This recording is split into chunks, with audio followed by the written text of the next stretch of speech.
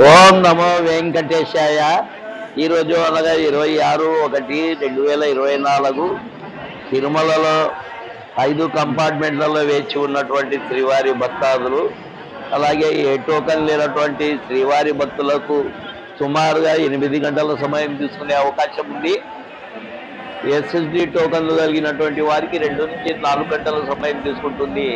300 రూపాయల ప్రత్యేక ప్రవేశ దర్శనం కలిగినటువంటి వారికి 2 నుంచి 3 గంటల సమయం తీసుకుంటుంది. ఇప్పటికిప్పుడు కొత్తగా వైకుంఠం కాంప్లెక్స్లోకి ప్రవేశించేటటువంటి వారికి 6 నుంచి 8 గంటల సమయం పట్టేటటువంటి అవకాశం ఉంది. అలాగే రేపు జనరల్ శ్రీవారి కోట, ఎవరైతే శ్రీవారికి తిరుమలలో సేవ చేసుకోవాలనుకుంటున్నారో అటువంటి వారి కోసము రేపు జనరల్ కోట శ్రీవారి సేవ జనరల్ కోట 11 గంటలకు విడుదల అవ్వనుంది. కాబట్టి శ్రీవారి భక్తులు ఈ అవకాశాన్ని సద్వినియోగం చేసుకోగలరు. అలాగే 12 గంటలకు నవనీత సేవ కూడా ఓపెన్ అవుతుంది. కాబట్టి భక్తులు గమనించుకోగలరు.